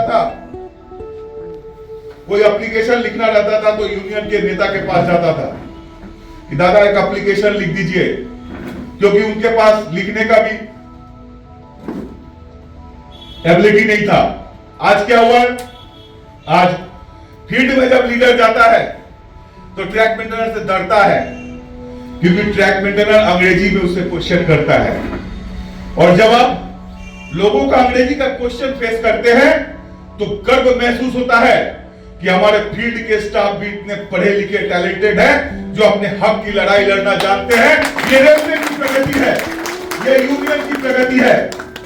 मैं वक्तव्य रख रहा हूं, मुझे अपने आप पे अहम था कि मैं बहुत अच्छा वक्तव्य रखता हूं, लेकिन आज जो मेरी बहन राधिका, हमारा जो क्या कहते हैं थापा जी और बहुत सारे वक्ताओं ने जो वक्तव्य रखा हो, गोसाईगांव वाला लड़का क्या नाम है उसका, बबलू, ट्रिमेंडस, एक्सेप्शनल। अलीपुरद्वार मंडल में लीडर का अभाव नहीं है, सिर्फ लीडर को डायमेंशन दिखाने का जरूरत है, रास्ता दिखाने का जरूरत है। आप आगे बढ़ो, रास्ते में हम लेके जाएंगे। सुजीत मिश्रा वो शख्स नहीं है जो बोलेगा श्रमिक तुम आगे बढ़ो हम पीछे चलते हैं, गोली लगेगा तो आप पहले खाओगे। मैं वो लीडर हूं जो मैं आपके आगे रहूंगा, अगर कोई भी गोली आएगा सबसे पहले आपके लीडर आएगा। लेकिन अलीपुरद्वार डिवीजन में बहुत सारे मुद्दा है जहां पर मिलिटेंट आंदोलन की आवश्यकता है, जहां पर हमें स्ट्रॉन्ग आंदोलन की जरूरत है। जरूरत पड़ेगा अपसेट होना पड़ेगा, जरूरत पड़ेगा सीएल लेना पड़ेगा, जरूरत पड़ेगा छुट्टी लेना पड़ेगा। लेकिन बहुत सारे मुद्दे हैं जो मैनेजमेंट हमें अनदेखी कर रहा है, जो हम चाहे तो अपने डिवीजन में इंप्लीमेंट करा सकते हैं। उसके लिए आपको डिसिप्लिन होना पड़ेगा, यूनियन के प्रति विश्वास रखना पड़ेगा। और आप 2 घंटे बैठेंगे तो 3 आदमी चाय पीने चला जाएगा, 4 आदमी उधर चला जाएगा, 5 आदमी दुकान में चला जाएगा। ये आंदोलन नहीं है। आपको सक्रियता दिखाना पड़ेगा, आपको सक्रिय रूप से संगठन के साथ मजबूती के साथ खड़ा रहना पड़ेगा। और एक चीज तो है, जो अगर खुद ही को कर बुलंद इतना कि खुदा तुझसे आके पूछे तेरी रजा क्या है, आपको अपना वो शक्ति प्रदर्शन करना पड़ेगा, वो शक्ति दिखाना पड़ेगा। मैं मुद्दे पे आ रहा हूं, बहुत सारे मुद्दे आपने डिस्कशन किया, मैं बहुत सारे मुद्दे पे आ रहा हूं, लेकिन मुझे लगता है कि आप मुझे बताओ कि कुछ इश्यूज को लेके लास्ट अलीपुरद्वार मंडल में डीआरएम ऑफिस में 2 दिन या 3 दिन व्यापी धरना हम लोग लास्ट कब किए थे? याद है किसी को? नहीं याद है। घोड़ा अगर घास से दोस्ती करेगा तो खाएगा क्या? ट्रेड यूनियन में हम लोग आंदोलन करना भूल गए, ट्रेड यूनियन में हम लोग लड़ाई करना भूल गए हैं। ट्रेड यूनियन का मतलब है रैली, ट्रेड यूनियन का मतलब है एजिटेशन, ट्रेड यूनियन का मतलब है अपने हक के लिए लड़ाई, ट्रेड यूनियन का मतलब है डीआरएम ऑफिस के सामने धरना देके अपने मांगों का प्रदर्शन, ट्रेड यूनियन का मतलब है स्ट्रीट कॉर्नरिंग, ट्रेड यूनियन का मतलब है रैली। हमने कितना रैली किया है, हमने अपने आवाज को कितना बुलंद किया है। हम धीरे धीरे हिप्नोटाइज होके एडमिनिस्ट्रेशन के रास्ते पे चलने पे बाध्य हो रहे हैं। उससे हमें चेंज होना पड़ेगा, उससे हमें परिवर्तन होना पड़ेगा और हमें हमारी हक के लिए लड़ने का जो फोरम है उसको लेके आगे बढ़ना पड़ेगा। हम एम्प्लॉयज यूनियन के सदस्य हैं, हम जातीयतावादी ट्रेड यूनियन के लोग हैं, हम आंदोलन में विश्वास रखते हैं और नेगोशिएशन में भी विश्वास रखते हैं, लेकिन जो श्रमिकों का हक है उस हक से अगर कोई वंचित करता है तो उसके लिए हमें एजिटेशन करना आता है। हमें उस एजुकेशन की मानसिकता को और डेवलप करना पड़ेगा, ग्रो करना पड़ेगा। इसलिए दोस्तों बहुत जल्द हम बहुत सारे मांगों को लेके डीआरएम ऑफिस के सामने बहुत बड़ा प्रदर्शन करने जा रहे हैं। जरूरत पड़ेगा तो हंगर स्ट्राइक में भी बैठेंगे, लेकिन सब डिमांड को फुलफिल करा के देखेंगे। इसके लिए आप लोग अपने आप को मानसिक रूप से तैयार कीजिए, क्योंकि मेरे पास बहुत सारे लोग आते हैं, दादा ये कर दो, दादा वो कर दो, दादा ये करवा दो, दादा ये करवा दो। दादा सुबह से लेकर शाम तक जितना लोगों को कष्ट ना हो सके, दुख ना हो सके, दुख दूर करता है। कितना भी एमएससीपी रेलवे बोर्ड ने रूल बोला है 6 महीना में सभी का रिव्यू होगा। जिसका 10 साल हो गया 6 महीना के बाद उसको एमएससीपी लगेगा। डीआरएमपी में लागू हुआ है? नहीं लागू हुआ है। हमने इस बार पीएनएम में रेलवे बोर्ड सर्कुलर को लगा के बोला कि 6 महीना से बेसी भी किसी का ड्यू नहीं होना चाहिए एमएससीपी। 10 साल हो गया, 20 साल हो गया, उसको एमएससीपी मिलना चाहिए। डीआरएमपी ने कैटेगोरिकली इसको एग्री किया और बोला हाँ बात सही है। हमने बोला सबऑर्डिनेट ऑफिस में ट्रैक मेंटेनर को डील करने के लिए इंजीनियरिंग का बाबू का जरूरत नहीं है, उसको पर्सनल ब्रांच का बाबू का जरूरत है। क्योंकि स्टेशन मास्टर का डील कौन करता है? स्टेशन मास्टर कैडर का डील कौन करता है? कहां से होता है? पर्सनल ब्रांच से होता है ना, होता है ना। एसएनटी का लोगों का डील कहां से होता है? पर्सनल ब्रांच से होता है कि नहीं? होता है कि नहीं? तो फिर इंजीनियरिंग का डील क्यों होता है सबऑर्डिनेट से? इंजीनियरिंग का क्लर्क क्यों डील करेगा सबऑर्डिनेट का? तो हमने बोला कि अब पर्सनल ब्रांच के कंट्रोल में इंजीनियरिंग का एस्टैब्लिशमेंट होना चाहिए और इस मुद्दे को माना और बहुत जल्दी आपका इंजीनियरिंग का कंट्रोल जो है, एस्टैब्लिशमेंट का कंट्रोल, वो पर्सनल ब्रांच के हाथ में आने वाला है।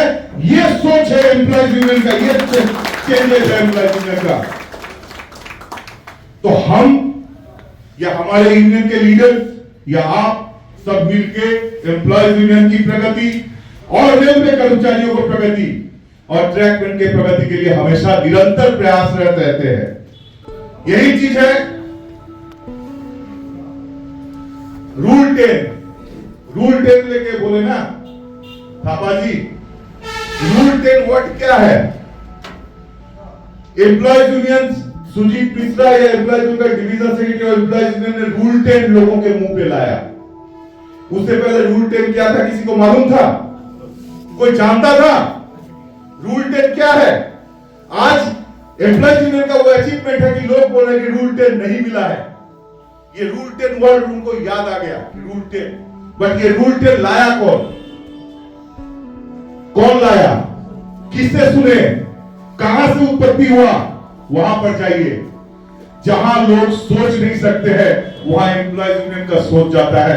यही है एम्प्लॉयज यूनियन का चरित्र। बाइसाइकिल अलाउंस किसने लाया, कौन जानता था बाइसाइकिल अलाउंस के बारे में, कौन जानता था? तापस भाई बोला, सीनियर डीएनसी साहब ने चिट्ठी लिखा। तापस भाई जानता है कि ऑल डिवीजन के क्लर्क को एनएफआरयू के रेफरेंस में बुलाया गया रूल 10 को लेके, मालूम है? तापस है ना, चला गया, खड़ा हो भाई, खड़ा हो। मालूम है सब क्लर्क को बुलाया गया था, 15 दिन का टाइम दिया है। तो मैं तो बोला बनानाट का सब कंप्लीट हुआ, तुम्हारा हासी मारा का भी 50% कंप्लीट हुआ है। 50 डेज में रूल 10 सबको मिलेगा, ठीक है?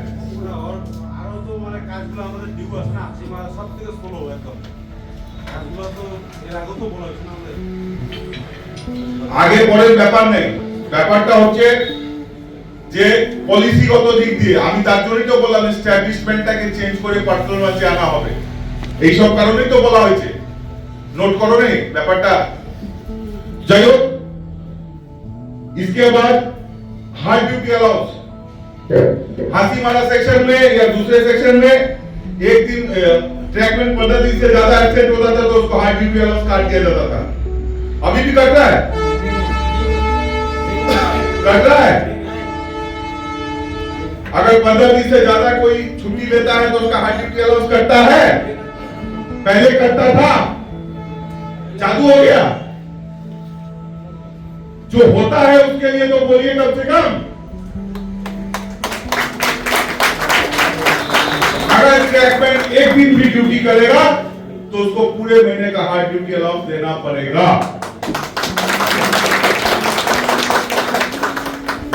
ये आइटम्स है, ये हमारा आइटम नहीं है, आपका आइटम है, आपका सम्मान है, आपके लिए सोच है। उसके बाद गैंग हट, हमने इस पीएनएल में बोला कि जहां पेट्रोलिंग बीट का खाता एक्सचेंज होता है वहां एक हट होना चाहिए, लोगों को आधा घंटा रेस्ट लेने का प्रावधान होना चाहिए। वो लोकेशन लोकेट हुआ है, कल हो जाएगा, ये बोलना प्रतुस्थिति होता है। और आने वाले एक साल में हर एक गैंग हट में, गैंग हट नहीं, पेट्रोलिंग खाता एक्सचेंज के बीट में हट बनेगा, ये इंप्लीमेंटेशन है। तो हम ये बता सकते हैं कि लोकेशन हो रहा है, एक साल बाद आप लोग देखिएगा जहां भी पेट्रोलिंग बीट एक्सचेंज होता है, जहां कोई शेड नहीं है वहां शेड बनेगा। ये एम्प्लॉयज यूनियन का कमिटमेंट है। Modern tool box cum rest room बनना चालू हो गया। Anyway thank you. फालाकाटा ही नहीं, अलीपुरद्वार डिवीजन में बनेगा, उस दिन मेरा सपना पूरा होगा। मैं जानता हूं फालाकाटा से ही शुरुआत हुआ, उसके बाद माथाभांगा में होगा, सबसे लास्ट में शायद हाथी मारा ही होगा था उसका। होगा, तुम्हारे यहां भी होगा। तापोस का फीलिंग भी सही है और मैंने ऑलरेडी राजा को ऑफिस में रखने के लिए बोल दिया है, तो बहुत जल्दी सॉल्व हो जाएगा सब कुछ। ये ऑफिशियली नहीं होना चाहिए, खैर कोशिश कर रहे हैं। दूसरा बात है कि modern tool box cum rest room, modern tool box cum rest room जो है ये सारे डिवीजन में बनना पड़ेगा। फालाकाटा में 10 नंबर गैंग ब्रिज के पार में tool box cum rest room नहीं है, सबसे पहले वही बनेगा। तुम्हारे इंफॉर्मेशन के लिए हम तुम्हारे माध्यम से फालाकाटा में इंफॉर्मेशन देना चाहते हैं। और सारे डिवीजन में modern tool box cum rest room बनेगा, जहां पर ट्रैक मेंटेनर का एक लॉकर रहेगा, सामान खोल के उसमें रखेगा, अपना ड्रेस खोल के वहां रखेगा, लॉकर बंद करेगा, ट्रैक का ड्रेस पहनेगा, ट्रैक में जाएगा ड्यूटी में, ड्यूटी से लौट के आएगा, हाथ पैर धोएगा, मुंह हाथ धोएगा, फिर अपना लॉकर से ड्रेस निकाल के पहन के घर में अपना नॉर्मल ड्रेस पहन के जाएगा। रास्ते में उसको ट्रैक मेंटेनर का एहसास नहीं होना चाहिए। एक आम इंसान है, जब ट्रैक में काम करेगा तो ट्रैक का ड्रेस पहनेगा। ये सपना है एम्प्लॉयज यूनियन का, ये सोच है एम्प्लॉयज यूनियन का। और मेरे राज में एसएससी और ट्रैकमैन दोनों बराबर है, क्योंकि एम्प्लॉयज यूनियन का 34 रुपया वो एसएससी भी देता है, चीफ वेलफेयर इंस्पेक्टर आईसी भी देता है, और एक ट्रैक मेंटेनर भी 34 रुपए ही देता है मंथली। इसलिए हमारे नजर में जो यूनियन के लिए हर एक आदमी का सम्मान बराबर है और हर एक को उसके सम्मान का हक मिलना चाहिए। फकीराग्राम सेक्शन में मैंने नोबिंदु को बोल दिया है कि किसी को सीएल के लिए फोर्स ना करे, नहीं करेगा वो। जीडीसी हॉट आइटम ना, ये 131वां क्वार्टरली पीएनएम है जिसका माइनस आया है। इसमें हमने 9 नंबर आइटम ओपनिंग स्पीच में बोला था, पढ़ के सुनाए। A large number of NTPC vacancies in NFLA remain unfilled, depriving eligible employees of deserved promotional opportunities. Although the currency of the GDC scheme has been extended up to 31/2026, no GDC notification for NTPC categories has been issued since 2018, and the last GDC exam was held in the 2017, I think. Despite Railway Board's clear instruction under RB 109/2019 to conduct GDC examination on a fast track basis, the process has not progressed. This union strongly urges the administration to issue the GDC notification immediately and ensure early fill up the pending NTPC vacancies. Administrative remarks: PCPO told that GDC will be held in 2026 through CBT. This is the agenda. अब इस GDC exam को लेके कुछ महान union के नेतृत्व लोग, कुछ महान अलीपुरद्वार के लीडर लोग, जो अलीपुरद्वार एम्प्लॉयज यूनियन से अपना सर्टिफिकेट को इंक्लूड कराए, लेकिन बाद में वो लोग बेईमानी करके दूसरे का हाथ थामे। परीक्षा होगा वो लोग भी देंगे, लेकिन हम चाहते हैं जो हमारे साथ नहीं है उनका भी भला हो, क्योंकि अगर हम अच्छा काम करेंगे तो लोग हमारे साथ जरूर आएंगे। दूसरा एक इशू है फॉरवर्डिंग ऑफ एप्लीकेशन। किसी ने बोला था ना फॉरवर्डिंग ऑफ एप्लीकेशन एनओसी के लिए, किसने बोला था? चला गया बोल के। अच्छा, item number 10, forwarding of application of track maintainer for appearing in the examination of promotion. In Indian Railway, there is no other category that workers harder than TRMTR. They can be compared with Indian Army. Unfortunately, their applications for appearing in the GDC are not providing on the plea, or other exam are not providing the plea of shortage of the staff in the TRMTR category. Shortage of staff in featuring from long back, but due to this reason, promotional prospects should not be jeopardized. The application of TRMTR are not forwarded in appearing in any 6 section. This promotional prospect cannot be denied, and thereafter their application should be forwarded. Administrative remarks: GM has said that selection is open to all departments and instructed PC that application should be forwarded for appearing in the examination, and after passing the examination their release will be decided. GM also advised to PC to take up concerned senior DSC who has refuses to forwarding the applications. Any application can be rejected if the staff is not acceptable. ये है remarks. Even senior DSC को take up करने बोला है अगर कोई NOC नहीं करता है। सवाल ये है, आइटम उठाया गया, जनरल मैनेजर साहब का इंस्ट्रक्शन दिया गया, अगर कोई इंप्लीमेंट नहीं करता है तो इंप्लीमेंट करने का जिम्मेदारी किसका है? हम लोगों का। हम लोग अगर बैठे रहेंगे और हम लोग सोचेंगे कि हम इंप्लीमेंट ऐसे बैठे बैठे जादू से हो जाएगा, ये संभव नहीं है। इसीलिए बोला है कि हमें धरना में बैठना पड़ेगा, हमें अपने हक की लड़ाई के लिए लड़ना पड़ेगा, और कागज हमारे साथ है तो हमारे हक को हमें प्रदान करना पड़ेगा। इसके लिए आपको मानसिक रूप से तैयार करना पड़ेगा, और ये समय आ गया है कि आपको सोचने का कि कौन सा सक्षम नेतृत्व आपको सही दिशा दिखा सकता है, कौन सा सक्षम नेतृत्व आपको आगे लेके जा सकता है, कौन सा सक्षम नेतृत्व में वो कैपेबिलिटी है जो आपके भविष्य का निर्माण कर सकता है। उस सक्षम नेतृत्व का हाथ मजबूत करने का टाइम आ गया है। ये जो अरे गरे 2 दिन बाद नया नया संगठन तैयार होता है, उस संगठन का कोई बेस नहीं है, कोई मोल नहीं है। आपको सही रास्ते में चल के आगे चल के यूनियन को संरक्षित करना है, यूनियन को मजबूत करना है। क्योंकि यूनियन किसी व्यक्ति आदमी मैं मजबूत हूं इसका मतलब यूनियन मजबूत नहीं है। मैं मजबूत हूं मेरे श्रमिकों के साथ, और अगर मेरा श्रमिक मेरे साथ मजबूत है तो यूनियन सशक्त है किसी भी काम करने के लिए, लड़ने के लिए। उसके लिए आपको अपने आप को मजबूत करना पड़ेगा। रहा एडीसी ओपन टू ऑल, ये मुद्दा ऑलरेडी जेसीएम में चल रहा है जैसा तन्मय ने बोला, और नेक्स्ट जेसीएम का मीटिंग बहुत जल्द होने वाला है, और हो सकता है एडीसी ओपन टू ऑल का कुछ परसेंटेज मिले। लेकिन पहले तो हम जीडीसी एग्जाम करवा ले तन्मय बाबू, उससे तो कुछ निकलेगा। लेकिन सब कुछ के पीछे मैन पावर, फिर कोई ना कोई ट्रैक मेंटेनर आएगा, क्योंकि ट्रैक मेंटेनर कहते तो खाली नहीं रहेगा। आज यूनियन होकर हमें बाध्य होना पड़ रहा है प्राइवेट लोगों को अलाउ करने के लिए ट्रैक मेंटेनर कैडर में, क्योंकि हम अपने लोगों का परिश्रम देखते हैं, अपने लोगों का कष्ट देखते हैं।